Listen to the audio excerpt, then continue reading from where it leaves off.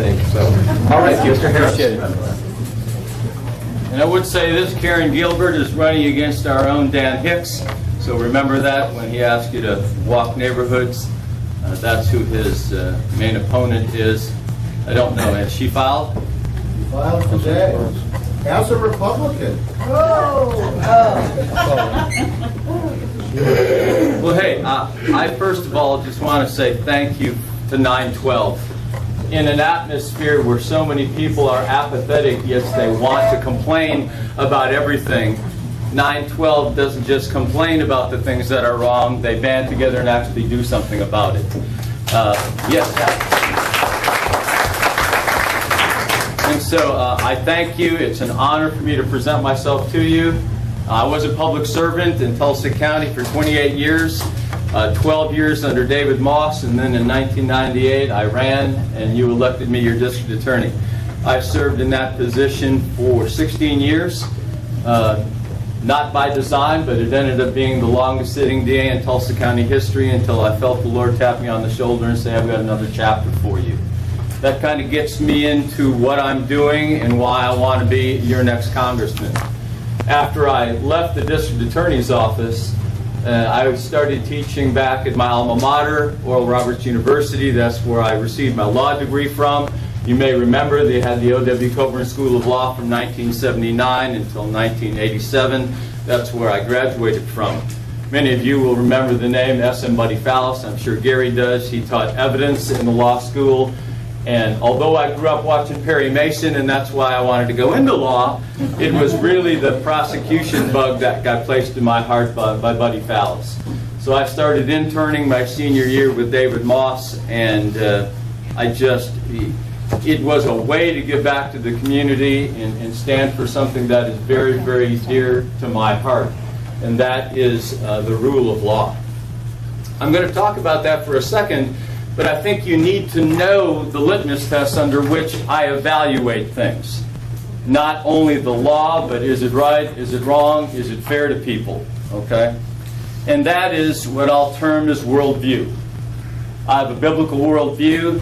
After I left the DA's office, not only did I teach at Oral Roberts University, I also taught at Oklahoma Wesleyan for Everett Piper, taught an MBA course called The American Framework for Free Enterprise, about the framers of the Constitution, what our forefathers believed about free enterprise, about property, about intellectual property, about having the government hands off and letting the free marketplace take care of things, and that's what I support. I also studied under Chuck Colson. You may have heard the Center for Christian Worldview. For 10 months I studied under many of his writings and became a Colson Fellow, and it was really that he sharpened my view on what I'll call worldview. Out of all the worldviews, existentialism, naturalism, I really think it comes down to two. Either God made man or man made God. And I believe that God made man. Amen. He made me and he made everything in it. Now, why is that important? Because I think there are a couple of basic questions in life. Where did I come from? Why am I here? Who has the authority to tell me how to live while I'm here? And what happens when I die? Okay? And so, if you don't have a biblical or a Christian worldview, the way you answer those questions is completely different than a Christian or someone that believes that when you die you're going to stand before your Maker and there will be a judgment, and if you've accepted the blood of Jesus Christ shed on the cross for your sins, you will be forgiven, and if not, there will be a consequence. Why do I think that's important? Well, it's very much important because of this legal document, okay? I taught constitutional law at ORU. That doesn't make me an expert, but it certainly did sharpen my sights and help solidify the reason why I'm running for United States Congress. And this is the very thing that I want to bring to you. Now, you've heard this many, many times, but this is a legal document. It is not a living document, okay? If it's a living document, it can be interpreted and changed. If it's a legal document, it can't, all right? I happen to be a constitutional textualist. You know what that means? That means the framer spoke English, They wrote it in English, and the first test that you apply is plain English meaning to the words that are there. Okay? Yeah. There's so much richness in this, and of course, the Declaration of Independence is actually an indictment back to King George. It actually reads like a criminal indictment. These are all the things, King George, that you are doing to us, and we are going to separate ourselves from you for the following reasons. But their philosophy is stated in the first couple of paragraphs. All men are created equal. And this is so important. They are endowed by their Creator, okay, with certain unalienable rights. And something that is unalienable cannot be taken away from you, all right? Life, liberty, the pursuit of happiness. This is why this document is so important in the Constitution, is because of this very reason. If God gave you those rights, man cannot take them away. Okay? Okay. And so that's why I'm a constitutionalist, applying the plain language of these documents to the laws that we look at. I did that for my whole career as district attorney, and I plan on doing that if the Lord's plan is to take me to Washington. So that is my worldview. You know I'm a constitutionalist, and how does that then work into my philosophy about why I want to be your voice in Washington? Yesterday when I filed, the Tulsa World stopped me on the way out, and they said, "Tim, give us one sentence as to why you're running for Congress." And I thought, and I said, because America is in trouble, and America needs someone to fight for her, and I'm a qualified fighter to fight for her. Amen. And that's what I told them. And that's why I'm going there. I really do see such a cultural shift in our country. Our freedom of speech is being attacked, our freedom to practice our religion. Just look at Jack Phillips, right? Right? Jack Phillips is the case where the homosexual couple came in and said, "Hey, we want you to bake a cake for us." And he said, "I can't do that, okay? Based on my religious beliefs, I can't be complicit in that." He said, "I'll sell you any pre-made cake that I have here, but I'm not going to use my artistic abilities to make you a cake." That's just been argued before the Supreme Court of the United States, and we need to pray for the outcome, because that will be a landmark decision that will affect our ability to worship, right, without an establishment of religion. But the First Amendment also says no prohibiting the free exercise thereof. Right? And so that's why this is so important for us to pray for this, that the justices get this right, because so much hangs in the balance. Another thing I'm fighting for, freedom of speech. I can't believe this Antifa movement that was birthed in Berkeley. Okay? When I was growing up in the 60s, Berkeley was the birthplace of freedom of speech. Right? Now they're the birthplace of the Antifa movement, short for anti-fascist. And so if you're speaking anything that's conservative or anything that's biblically based and the students don't want to hear you, they're accusing you of being a fascist, right? And they won't let you speak. They will be disruptive, right? You saw the hundreds of thousands of dollars of damage that were done to the Berkeley campus when they had some speakers that they didn't want to come speak, okay? The freedom of our ideas in the marketplace is what makes us the envy of the rest of the world. We cannot let that leave our grasp. You know, thank you. You know, my daughter just got married in October. My son is getting married in June. I don't have any grandchildren yet, but I will, right? I'm hopeful, all right? Another reason I'm running is because I'm very concerned that the America that we pass off to them is an America that I can even recognize. I look at this young girl right here, and it's kind of like, what are we going to do to make sure that she had the same American rights and privileges and liberties that you and I had? And I found this, and I want to quote this to you if I possibly can. This is what Patrick Henry said. He said, "The Constitution is not a document for the government to restrain the people. It's an instrument for the people to restrain the government, right? You know, the tail is wagging the dog, and we have to get this back right again. And so Americans have to send representatives who are going to take a strong stand on many of these issues. And that's what I will do. I want to be your voice in Washington, and that's why I'm running. I believe in the least amount of government intrusion in our lives is practicable, all right?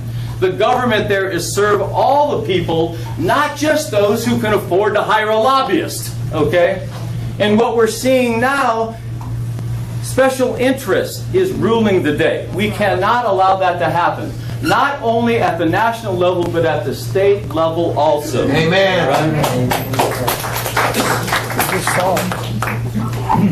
In the preamble to the Constitution, and I think this is very, very important, the very first thing that they list, we the people of the United States, in order to form a more perfect union, establish, you know what the next word is? Justice. Justice. For the framers of the Constitution, justice was a bedrock that they were going to lay the bricks of the Constitution on. You know, it's called the rule of law. That means the rule makers and the rule abiders all have to abide by the same rule. It's supposed to be applied the same to everyone, right? And so Justice Scalia, I believe he's in heaven. He was a great constitutionalist, very conservative, Bible-believing justice on the Supreme Court. He said the rule of law is the cornerstone of democracy, right? That's how important it is. And yet we have sanctuary cities. They're thumbing their nose at the rule of law. We can't allow that to happen, okay? And so after we talk about justice, ensure domestic tranquility, what's the third one? Provide for the common defense, okay? What does that mean? When I look at those words, national security, okay? You know, this is a document of enumerated powers. And if it hasn't been given to the federal government, then it's reserved to who? The states under the 10th Amendment, okay? And we've forgotten that, the people and the 10th Amendment. And so when I look at this common defense, I support the president what he's doing on the southern border, okay? Yeah! And I also support sending the National Guard there, okay? Now the National Guard will not have police powers that the Border Patrol was, but they will be there in support of them, okay? And we have illegal drugs, we have criminals, we have human trafficking, we have an open border, and we've seen what happened in Europe with open borders. We cannot have open borders in this country, right? Amen. Because we have entities that want to bring us down, and if they could bring us down from the inside out, they would be all the more happy. You know what? We have no idea who's coming across that southern border. And we have a president that says, I'm going to stop that, okay? Now, whether it's a wall for every mile along the southern border, or whether it's part wall, part fence, part drones, more border security, I don't really care how the president accomplishes it. I want to know that we've stopped the sieve of illegal aliens and those who do not want to be American come to us, right? Now, hey, I come from immigrants. We were talking about the Harrises, all right, right here. You know, my dad was Welsh, my mom was French and Bohemian. They came over here. We will always be a country of immigrants. But one of the founding fathers says if you're going to come as an immigrant, a couple of things you want to do. You want to come being an increase to the community, to make the community better. I like some kind of a point system that we apply to people. Number one, are you going to learn English? Number two, do you have a skill that you can apply? Right? What is your level of education? Do you want to become an American? I'm not asking you to give up your culture or your ethnic background, but I want to know that you have some skin in the game as far as the country that you're going to immigrate into. Right. And part of that is, I want you to learn English. Amen. Again, why is common defense so important? It's mentioned in the preamble, and it's mentioned again in Article 1, Section 8 of the Constitution. Again, common defense is talked about. You know, there's very few things that I agree the federal government ought to be doing, but protecting its people is number one, right? Is national security. And I personally hold the opinion that means border security. We can't have national security if we don't know who's coming into this country. I talked about worldview. I believe God made it. I've talked about free enterprise, less government. You know, capitalism gets a bad word, but then why is it every other burgeoning nation in the world wants to be like us? Right. Did you ever think through that? Oh, those dirty capitalists. They're all trying to copy us. Why? Because we live in a country where through your creativity, your hard work, and your entrepreneurship, you move forward. And when we do that, let's get regulation off of business and let's move this country forward, right? Because I believe economically, if we rise, all boats rise, right? Less taxation because there will be more money being spent amongst people. That's why I like the tax cuts, okay? I appreciate what the Congress did, but by the same token, I'm somewhat frustrated with the Congress for this reason. When Congress doesn't act, who does? Special interest. Well, yes, but the president, thank you. Executive mandate. And so whether the president is there 4 or 8 years, what company says we're only going to look 8 years into the future for our plan for how we're going to be successful? Congress, step up, don't kick the can down the road, handle difficult issues like immigration, like health care, right? Thank goodness they took on the tax policy, but when Congress kicks it down the road and won't handle it, and it's their job to handle it, to pass policy and law, then the president does. Well, we saw what happens, right?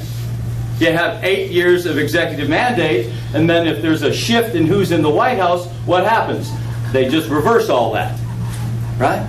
That's no way to run a country. You wouldn't run your business that way. Why do we even think about running the United States of America that way? Hey, Tim, why don't you start taking some questions? Okay. You got to get out of here pretty quick, I think. Let me just close with this. I support the Second Amendment. I'm a member of the NRA. My wife has a concealed carry permit. My daughter does. I do. My son will. I think we need to rescind provisions of the omnibus bill that just got passed. 2,236 pages, and they didn't have one full day to read it. You know, as the economy grows, maybe we can rescind some of that. A national debt of $21 trillion. Shame on us. We can't give it to our children and grandchildren. We have got to start to do something with it. And let's talk about the elephant in the room. Entitlements. Medicaid, Medicare, Social Security. That's 2/3 of our budget. If we don't start to look at those, it doesn't matter what we do at the other three, we will implode upon ourselves. And last but not least, I trained all my attorneys. I said, and I had hundreds come through the DA's office in 16 years that I hired. I'm going to give you one thing to take in life with you that will precede you in your legal career, and that is this. Your word needs to be your bond. Plain and simple. And that's who I am. My word is my bond, and I have the experience to serve you. I'm a public servant. I am not a politician, and I never will be. Thank you. Yes. Questions? Fire away. Yes, ma'am. So if you're presented with the next omnibus bill, and you're given 24 hours to look at it, and it's another 2,000 or 3,000 pages, how will you vote? No. I don't even have to think about that. That's a broken system. And I just heard Senator Langford, he's meeting with both Democrats and Republicans to change that so that all of this doesn't get poured into one bill. It'll be separated out, even though it's coming from different committees. But the way it stands right now, if it doesn't change, I'll vote no for it because it's insanity. Yes?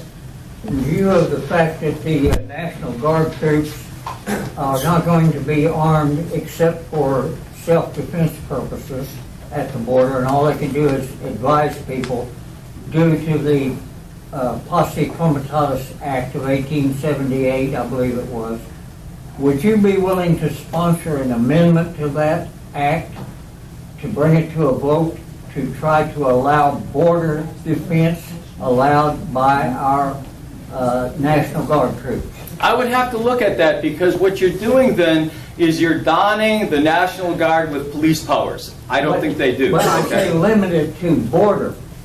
No, I'm not saying across the board. I'm saying limited to border defense. You It know, would be very simple to this do. is my thought on that. I think the way it will work is they will be extra eyes and ears on the border to empower the Border Patrol to do what they are authorized to do as the executive branch of the government. I'm not sure arming our National Guard is going to get us any closer to stopping those illegals, whether it's drugs, whether it's criminals, whether it's those who want to harm us from coming across. I would have to look at all the provisions of that, but I do not support giving others the police power. That's for the executive branch of the government, and we need to make sure we abide by The rule of law. the rule of law and the Constitution. Yes, ma'am. I take issue with Social Security being an entitlement of about 30 years of check stubs. Okay. Well, you've paid into it, but with the number of baby boomers that are going to hit it, it'll be insolvent. Okay? And so what I'm talking about is, I think, you know, when we first started, you started taking Social Security at 65, and most people didn't live beyond 68. Now you take it 65 and you're pushing 90. Okay? The system, the actuarial reality of that is there's not enough money to pay you from 65 to 90 for all those people that are in the system. It would be if it hadn't been stolen. Well, I understand that, but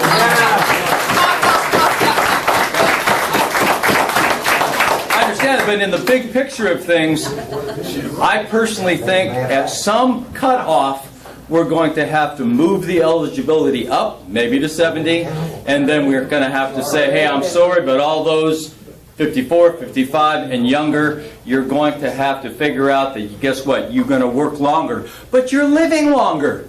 You're healthier than you were 20 years ago. So, I mean, there is a trade-off there, okay? And I'm not going to take anybody's Social Security from them, because we both know we have many, many elderly that depend on that. We have to protect that to make sure that that's there so that they can live. Yes, sir. You called Social Security an entitlement. How do you feel about the specific programs within it, such as SSI and SSSD? Well, I mean, it's a very, very complex program. How do I think about it? I know this. I prosecuted a case. A young lady was a victim of sexual abuse at the hands of her stepdad, and it messed her life up really terribly, and we tried to help her out. But she was kind of in a cycle that never broke out of that, and she got herself declared disabled. Well, I know that she might be suffering from post-traumatic stress from what happened to her, the sexual abuse. But you know what? Physically, there really doesn't keep anything from her working. Okay? I personally think if you're able-bodied, you shouldn't be on the doles. Okay? You should be out working. There's all kind of studies that say working gets people out of poverty. Right? Getting a high school education, not having children until you're married, right? And having a job will get 97% of the people out of poverty if they do those three things. Now, that's an amazing study. Okay. Yes, sir. Mr. Harris, what is your understanding of the War Powers Act? Do you think it's been abused in the past? And as a matter of principle, where would you be on the current president as far as any potential actions? Well, this is an amazing dynamic in the Constitution. The President, as Commander-in-Chief, gets us in it, but Congress has to declare it. Okay? Now, that's kind of this separation of powers, all right? Now, maybe you don't like that, but usually what happens is the Commander-in-Chief makes a decision that gets us then before Congress declares Well, the war. parameters of the War Powers Act, from what I understand, is imminent threat on the United States, and that's why I was asking. But it still has to be declared by Congress, right? So, I mean, you know, we look at the Syrian border right now with the suspected chlorine gas that have killed these people, right? The president is talking about retaliation. I'm not a warmonger, okay? I'm not a hawk. But we can't allow any entity on the face of this globe to use chemical weapons against their own people. Right? Sorry. Right? Now, do I have the answer as to what the appropriate retaliation is with Iran and Russia coming behind Syria? I mean, you got to tread very, very lightly, or we're looking at a third world war. I don't want that. Okay. Just like I don't want a war with North Korea, but Kim Jong-un needs to be put in his place. Okay? Yeah. He's been pounding his chest for too many years, in my opinion, and we've capitulated by trying to buy them off. We can't do that anymore. Right? Increasing our military, right? Roosevelt said, speak softly and carry a big stick. Unfortunately, our allies didn't trust us, and our enemies didn't fear us. That is not a good place for a world power to be, in my opinion. Okay? What I don't like is they put, funding for the military with all this other stuff that conflicts you. Right? I was thinking about this. What if there was a bill that supported the military, but it also funded Planned Parenthood? Like every other one? Could I vote for that? No. No, I couldn't. Right? Because I want to support my military, but I can't support an organization that kills children. Plain and simple. Okay? Life, liberty, pursuit of happiness. What is one of the unalienable rights? Life. And so, We've got a question over here. yes, ma'am. Yes, sir. Sorry. You kind of sort of answered that question, but I guess you're pro-life. That's what you're saying. Yes, sir. And that you would vote on any bill that would deal with abortion. Yes. Well, we've had this come up many times. Even Senator Langford in the last omnibus, that still funds Planned Parenthood. He voted for the omnibus, which included that, to still kill babies. Most of all of our congressmen from Oklahoma here have turned coats. They're Republican in name only. They don't vote conservative.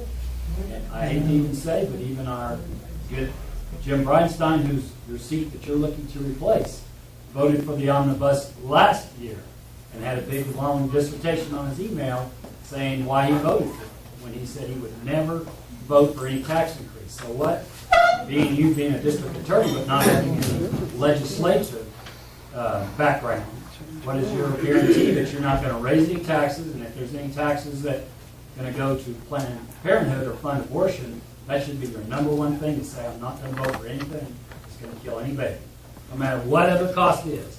And I've already seen Langford do it. I've seen all those other constituent representatives so far. I've already overturned that. They look the other way. So what are you going to do? I'm not arguing with you, but this last omnibus bill, I believe Senator Langford did not vote for it. He voted no. That's the last year. I understand. Previous Okay. year, Just to but I make sure you and I are tracking together on that. All right. I mean, I think that's a very valid question. How do I look into the future to know what's going to be in a possible bill that comes before me? All I know is this. The Bible says, let your yes be yes and your no be no. Okay? I'm going to be true to myself. I'm not going there to be reelected, and that's why I'm there. I'm going there to represent the people of the 1st District. Whether it's a short period of time, because I understand how the power game is played up there. If you don't kind of go along with the club, then you're ostracized. Okay?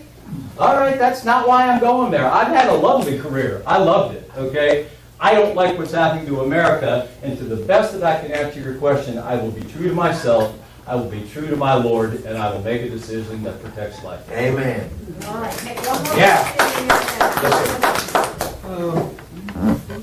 I've been listening to you. Yes, sir. And there's a lot of good things that you're saying, but frankly, I've been watching Jim Bridenstine over the last 6 years, and a lot of what you're talking about, you have precious little ability to do much about, because there's 434 others of you up there.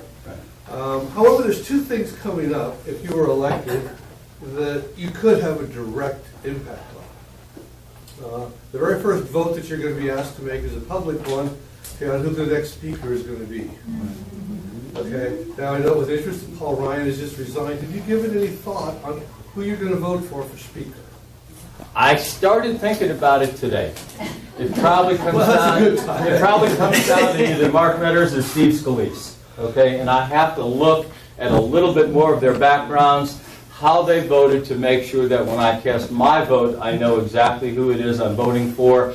I know generally what their philosophy is, but to be truthful, that will be one of the most important positions, right, that have to be filled with somebody that we can trust. And so I think it's between those two guys, though, in my And opinion. along the same lines, Yes. okay, Jim, okay, I'm not going to say that he started it, but was certainly involved with the Freedom Caucus. Okay, are you planning on trying to become part of the Freedom Caucus? And I would encourage you to seriously consider voting, okay, for Speaker of the House as a member of the Freedom Caucus to lead the House of Representatives. You know, you become a Freedom Caucus at their invitation. That's correct. Okay, first and But- foremost, okay? So it's not like you apply for the job, all right? Either they like you and they extend the invitation out to you. I would say this. For me to represent the people of the 1st District, I think I have to remain independent because I take an oath to support, obey, and defend the Constitution of the United States. Not a caucus, not any one individual, in fact, not even the President of the United States if it would be contrary to the Constitution. So the best way that I can answer that, I think it would be a great honor. I know they're Christian men. I know what they stand for. I've heard them speak when they came down to speak on behalf of Jim Bridenstine. I have great ultimate respect for them. But don't lock me into something that won't serve the people that put me there, my constituents, because now I'm locked into a caucus. Well, I don't think for your answer. Thank you. And thank you. Appreciate it.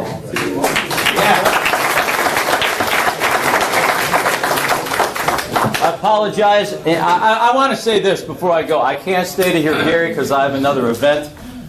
But one of the things that he says that I support wholeheartedly, or actually two, we're not a poor state, we're a poorly run state. Okay? Yeah. Okay.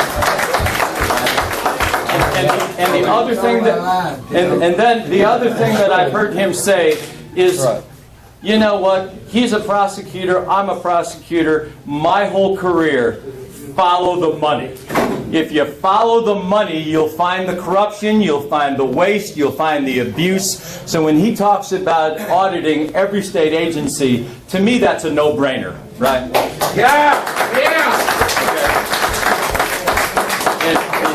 And so, you know, those are two things that just make a lot of sense to me, because I'll close with this. Before you spend money, you better save money. Amen. That's why when I see these bills, right, about an audit of the education system, we should have seen that as one of the first bills. Not on the tail end of all this, one of the first bills. I was actually appalled when I saw what was coming out with all these tax increases, and nobody was going to hold us accountable for how we were spending our administrative costs. Shame on us. Shame on us. So thank you. Thank you. Very much. Thank you for having me. God bless you all. Take care. Okay, Gary Richardson will be speaking now, candidate for governor. Amen. I think that we can,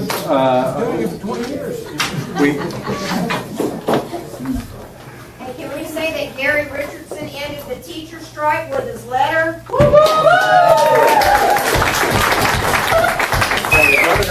governor job, I think, is really where it all starts. You can't lead from the legislature.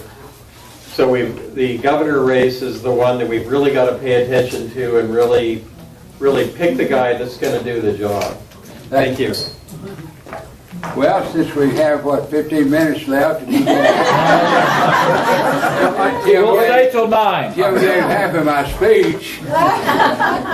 Shall we close down these cookies and go home? Oklahoma. Yeah! Is not a poor state. I've said that now for over a year. It is a state poorly run. That's right. Amen. That's a fact. I am totally opposed to raising taxes.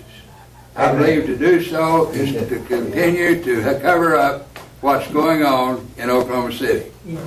Cover up the problem. I'm for audits. Audit every agency. How can you fix something if you don't know what broke it? I get texts from time to time, can we really afford it? I said, can we really afford not to? My name is Gary Richardson. I'm running for governor. This is my wife, Lana.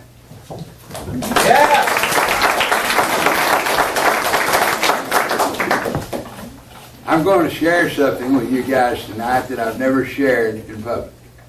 I've shared it one-on-one with folks that, because I believe very strongly in the scripture that says, don't cast your pearls before the swine. Amen? Amen. Well, I don't think we're before swine tonight. Amen. So I'm going to share this. People ask me, and I got my wife, told my wife, I said, I think I'm going to share that. She said, I think you should. People ask me, Gary, why are you running for governor? You know, I was appointed U.S. Attorney by President Ronald Reagan to handle the corporation county commissioner scandal. First two times Senator Nichols came, I turned it down. I wasn't looking for a job. I wasn't looking for a job when I announced for governor. The third time Senator Nichols came, he said, Gary, we really need you to take this job to handle the county commissioner scandal cases. I said, I'll take it, even though it paid half of what I made as a lawyer. I'm very challenge driven. If I see something that I believe needs to be done, and I believe I have the ability, the background, etc., the intelligence to do something about it that will better our society, I'm driven to do it. Now, I can say all those things as to why I'm running for governor. But let me tell you why I'm really running for governor. Well, first let me tell you this. When I resigned from the U.S. Attorney's Office, the next cycle, some of the leadership of the Republican Party came to me wanting to encourage me to run for governor. It just wasn't there. I turned it down. In '93, they came back, and again, there wasn't a calling on my life. I turned it down. They went to D.C. and met with Frank Keating, and Frank said, I'll call Gary and talk him into it, so he called me. I didn't know I was speaking prophetic words when I responded to Frank, and I said, Frank, it's not my time. Why don't you come home and run? He said, well, I can't get a job. I've been back trying to get a job, and I can't get one. I said, fly back and let's talk about it. He did. We hired him, brought him into our law firm. He became governor. Now, let me tell you something. I believe we're in problems today because of both parties. Not just one. People. Not just one. For the people. When Frank's 2 terms ended, he really urged me to run, and he said, Gary, I will endorse you. You'll be the next governor of Oklahoma. I said, Frank, I couldn't get elected as Republican because I won't sell out to some of the leadership that's gotten us in the mess we're in. We have to train the swamp. New kind of leadership. You believe that? Yes. Yes. When I was a freshman in college, and this is the story. Yeah. You be quiet. We already got a heckler here. Swine. When I was a freshman in college, coming straight off the cotton farm from South Texas, I was born in Caddo. Anyone know where Caddo is, down by Durant? At the age of 9, my dad, who only went through the 3rd grade, we moved to South Texas, and he became a sharecropper. Now, if you want to talk to someone that understands the value of education, talk to someone that doesn't have it. That was my father. He worked 2 and 3 jobs because he said, son, I don't want you to have to live your life the way I've had to live mine. I want to make certain you get a college degree, college education. But my freshman year in college, sitting around one day talking to 5 or 6 other friends, these words came out of my mouth. I will tell you, only twice in my life have words come out of my mouth that I couldn't believe came out of my mouth. This was one of the times. Guys, one day, God is going to use me as governor of Oklahoma. Those words came out of my mouth. I couldn't believe it. And even though when the party came to me in '89, I remembered those words, but I didn't feel driven or challenged to do it. When the party came in '93, I didn't. When I ran as an independent, I literally would walk the floor at night. God, I don't want to do this. Please take it off of me. Literally. I don't want to run for governor, especially as an independent. But there's a calling on me I could not walk away from. Now, I don't expect everybody to understand that. I'm just telling you my life story. And if someone says, we're the only ones that can tell a life story, right? So I ran. Frank said, Gary, you can't win as an independent. I said, Frank, you're probably right. But everything in life is not about winning. It's not about winning. I don't know why I felt the calling to do it. It wasn't about winning or losing. It's about following what I had a peace about doing in my heart.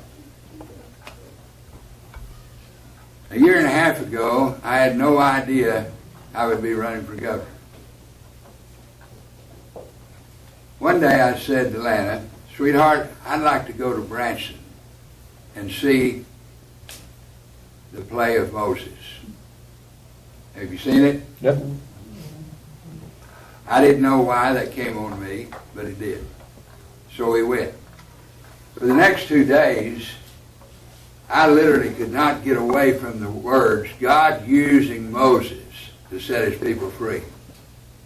I've said for years, my friends, that Oklahoma is in bondage to waste, foolish spending, and yes, corruption. Amen. No question in my mind. God using Moses to set his people free.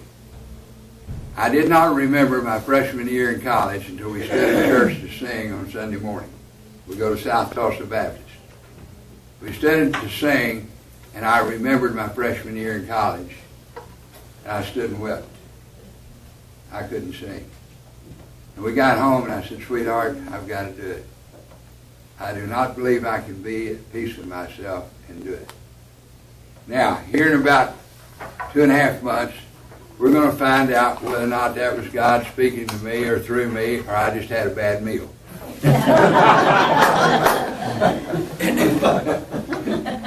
Because God hasn't told me, other than what I said, that I'm going to be governor of Oklahoma. But I will tell you this. I'm going to be a happy man with or without it. Because that's not my life. That's not my life. I'm in it to win it. I'm in it because we need leadership today to turn things around. We're like a ship going round and round in circles without a captain. We have got to have leadership. We've got to have leadership. No tax increases. I signed the pledge already. Audits. Again, we do audits, but the receipt audits. You know, let me see your receipt. Okay, that adds up correctly. Just like the state health department. Yeah. Just like the state health department. We audit the state health department every year. And then all of a sudden, we find out they misappropriated over $30 million. And my friends, I'm told it's going to be a lot more than that before it's over with. Let's hope not. Misappropriations in the tourism department. Misappropriations in the agriculture department. And the leaders of our state was asked this question not long ago. Is the same thing going on in every agency in the state of Oklahoma? What do you think the answer was? Yes. The answer was, we don't know. We don't know. Why don't we know? Because we're too busy trying to raise taxes on the backs of the hardworking people of Oklahoma. I've had a number of legislators tell me, Gary, we never talk about cutting spending over here. We never talk about it. By the way, Tim said Perry Mason inspired him. My cousin Vinny inspired me.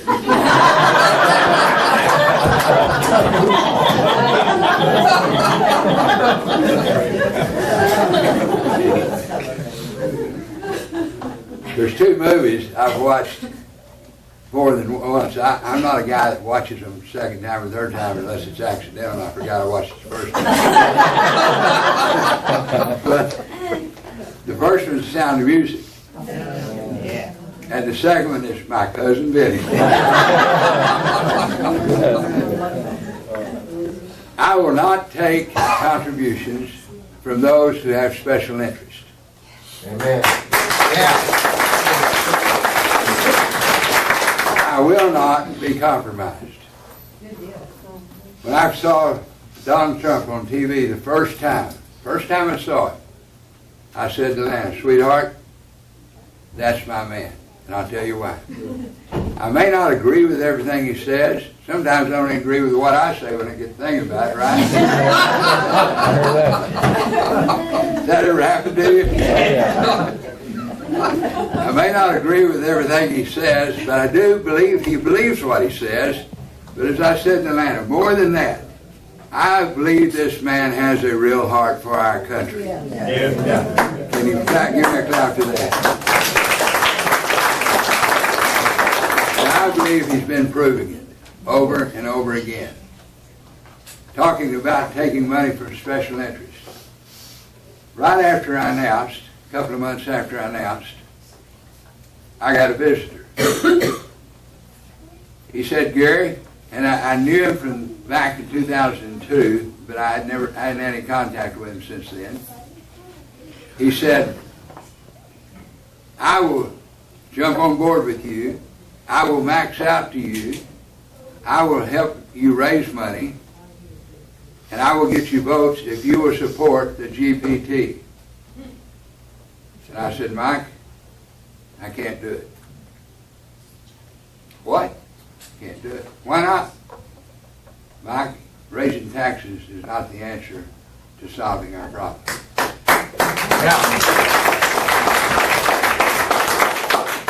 He came back about 3 months later after our reports went in, and he saw we hadn't raised a lot of money. And he said, Gary, I'm back to make the same offer to you again. I will max out to you. I will raise your money, and I'll get you support. I said, Mike, I can't do it. Well, he went a little bananas this time, and he thought I was being crazy. I said, Mike, if I was going to do that, there would be no reason for me to run for governor. I'd be just like the ones that's got us in the problem we're in today. That's right. Amen. There'd be no reason for me to run for governor. Mike, I will run without taking special interest group money, someone that wants something that's not best for the state of Oklahoma. And if I can't raise the money to get there, so be it. But I happen to believe this. I believe God has a plan for his man's life. Amen? Amen. And I believe that plan will be fulfilled. Now, I don't know what it is. Does anyone in the room know? Turnpike. Turnpike. Turnpike. Well, let's talk about Turnpike because that's Exhibit A to what I believe to be a massive corruption on the state of Oklahoma. When I ran for governor in 2002, I talked then about the need for an independent audit of the Turnpike. So they remembered it. Of course, they didn't feel threatened by it because I was running as an independent, right? Back in October of 2016, I was called by the chairman of the board of the Turnpike. His secretary called me and said, Kel Kelly wanted 30 minutes of my time, chairman of the board. I said, okay, so we scheduled. Then he called back, or she did, and said he can't come then, but he can come Friday because he wants to bring Governor Keating with him. And Governor Keating can't come to Friday. I found out that wasn't true when I talked to Governor Keating. That's what he said. You know, I like what Tim said. Our word has to be our word. That's right. And our bond. I mean, some guy the other day, I heard him talking on the phone, and he lied to someone. I said, man, you lied to that guy. Well, that's a white lie. Well, how do you differentiate a white lie from a dark lie or a black lie? I said, a lie is a lie. You know?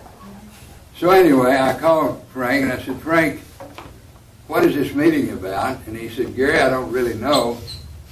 I haven't even announced a exploratory committee. He said, I just got a call from Kel Kelly, and I thought the words were very interesting he used. He said he heard that you were looking at the governor's race, and he felt like that if you ran, you would be a formidable candidate, and he felt like we needed to come and talk to you. Imagine that.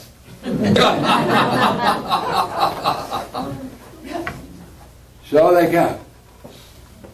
Kel Kelly, chairman of the board, the director of the board, and my friend Frank Keating.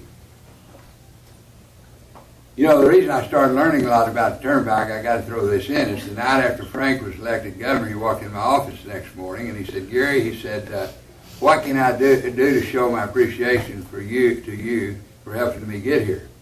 Frank, I hadn't thought about it. Give me a minute and I'll think about it. So, okay, I got a brother-in-law lives in Fort Gibson. I'd like to see him get a job for the state if he qualifies. I haven't even talked about it. He may not be interested. I have a friend in Oklahoma City, same thing. I'd like to go to one OU football game with you in a limousine. Now, that wasn't a lot to ask, was it?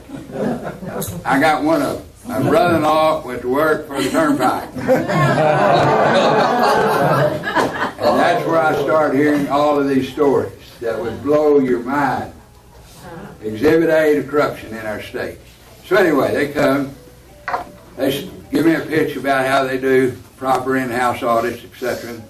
Finally, I said, Frank, how many county commissioners did we prosecute while we were U.S. attorneys? He said, a lot. I said, yeah, about 230. And Frank, I think you would agree that by most part, these folks were highly respected folks in their community, church-going people, married people, well-respected people, yet they were stealing from the very people they were serving. He agreed. And I said, Frank, I said, the public couldn't believe it, could they? You know? They couldn't believe it. A lot of people can't believe it's going on today. When I assist an insurance commissioner, a lady comes in one day and says, Miss Richardson, do you need any furniture and equipment? I said, no, what's this about? She said, we need to spend our budget. If we don't, they'll cut it next year. What kind of way is that to run a government? Well, anyway, they came. They made their pitch. And I looked at Kel Kelly in the eyes. I knew Kel. He was banker here in town before he got banned for life from banking. And I said, Kel, if I do run for governor, my commitment to the people of this state is that as governor, and Kel, as you know, the only person in the state of Oklahoma that can call for an independent audit of the turnpike is who? The governor. How many times has it happened? Never. 0. Well, Kel, from the governor's desk, there will be a request for an independent audit of the turnpike. Kel, a forensic audit, and the cover is coming all the way off. Now, friends, I can't say that that's what caused him to resign 2 months later.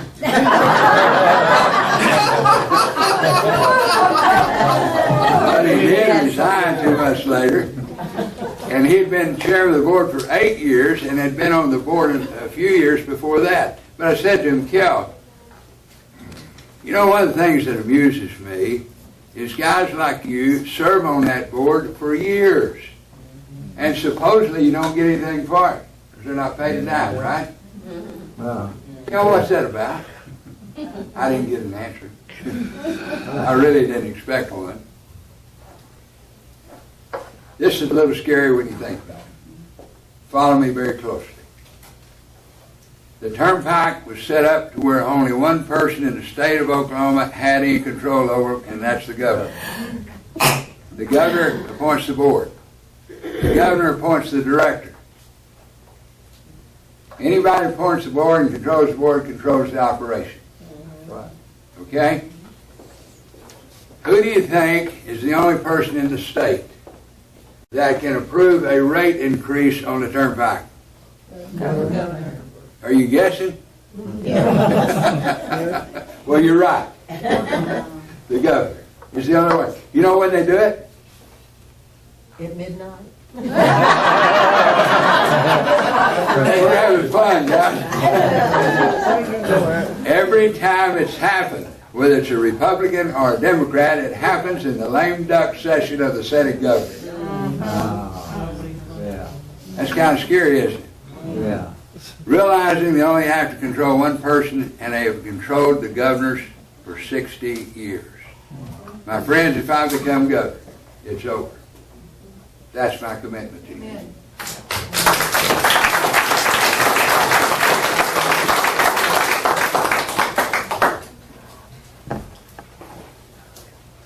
Rhonda said there's money all over the place.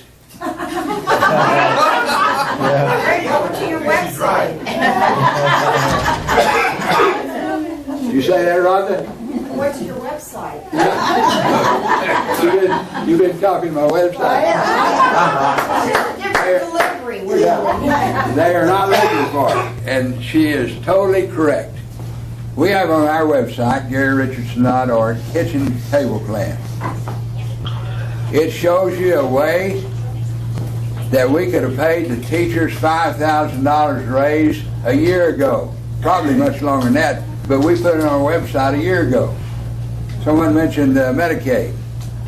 OCPA says if we did a Medicaid audit, it would save our state $86.5 million a year. Have we done it? No. We give the Turnpike $47 million a year. What's that about? I don't know, but I'll find out. I'll come back and tell you. We do swag $13 million a year. That's putting names on pencils and coffee cups.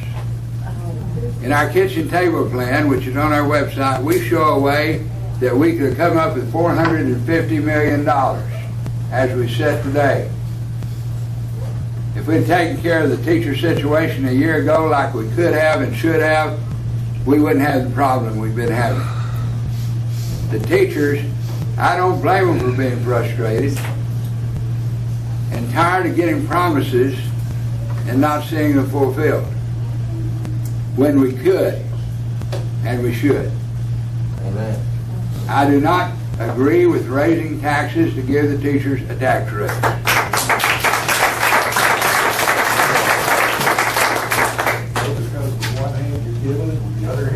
One hand is given, the other hand is out.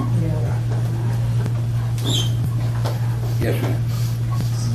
When you do your audits and you find the people that have broken the law, are you going to put them in jail? I'll prosecute them. And like I don't care if I've known them 2 months or 20 years. If they have stolen and caused to be taken wrongfully from the people of our state, they will pay. Good. That's a promise. I'm not really a mean guy. I am. I just believe in justice. I believe in people paying the debt, and that's a debt to society. Now, a lot of people thought, for example, the county commissioners were only getting a 10% kickback. Did you hear that? Yeah. They were actually, many of them, falsifying receipts for equipment they didn't buy. Falsifying receipts for a bridge they didn't build. I mean, you wouldn't believe all that was going on. Well, my friends, if it was going on with them, it's going on in Oklahoma City. Amen. Yes, ma'am. Can you speak to the Daniel Holsclaw situation? Sorry? Can you speak to the Daniel Holsclaw situation? Well, I've been asked about that a number of times, and my answer is that I would need to see more detail as to what actually. I mean, I've read what's in the news, I've heard what's on TV, I've never seen the records, and I would not make any decision until I saw the records. I don't think his attorneys have either. Yeah. But from what I understand, he got a bad deal. That's what I understand. Yeah. Yeah, and I've committed to looking at it as governor. And I'll tell you, I so firmly believe that when someone has paid the price, they should be restored and become a productive citizen. We have to have criminal justice reform. Last year, Texas had criminal justice reform. They are closing down 9 prisons. Wow. We're in the process of building 2 new prisons at the cost of $800 million. That is absolute foolishness. We need to quit giving so many sentences they can't live them. You know, like guys walking out of the courtroom when the judge is giving him a long sentence, and he turned around and said, "Judge, you can, you know what?" And the judge picked up the guy and hit him, said, "Motion denied." Yes. Do you plan on auditing the individual school districts? on how they do bond issues to raise money for things, and then it never gets to go where they want, and then they go to the Capitol and they want more. Yes. We will audit everything. Yeah. And I will tell you, I've talked to a number of superintendents, they all tell me the same thing. Well, we just gave them what they asked for, and it was a receipt audit.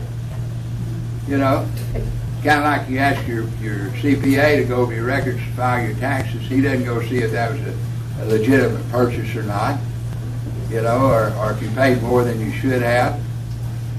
And, you know, as a lawyer through the years, and my lawyers know it, when I travel on money that is coming out of my client's pocket, I travel in inexpensive hotels, inexpensive methods of traveling. When I travel on my own money, I stay in nicer hotels.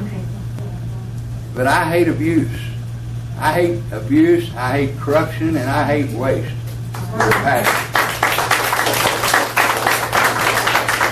And we have it all going on. Yes, ma'am. Part of our problem is that we budget each year just based on what they spent last year. Right. Are you going to institute, or are you in favor of instituting zero-based budgeting because they have to? Yes, I'm very much a fan of that. Atlanta, am I conservative? Oh. Don't get me started. Don't get her started, that's right. I would tell people that if, you know, I was walking Quick Trip the other day, I saw a penny on the ground. It was dirty because people had walked on it. I reached over and picked it up. Not because I needed it. I just hate to see waste. Mr. Richardson, the mechanism, the motion to strike a title or enacting clause off of the bill should be ruled either by the chairman or the chair out of order because it renders the bill as being unable to be enacted in its amended form.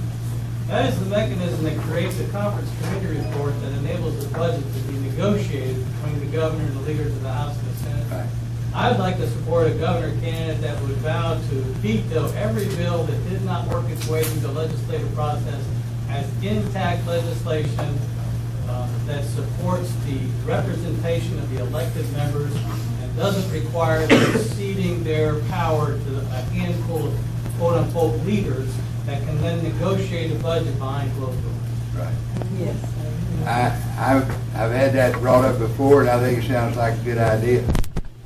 I've been involved in that process, so I'm not an expert on it. But I would say it sounds like a good idea to be explored and potentially put into effect. And you know, it's a little different subject, but you believe that the government, we hire lobbyists to lobby our agencies? Yes. Unbelievable. It is. And you know, I'm not a fan of lobbyists, but I'm less a fan of legislators that wrongfully take it. Amen.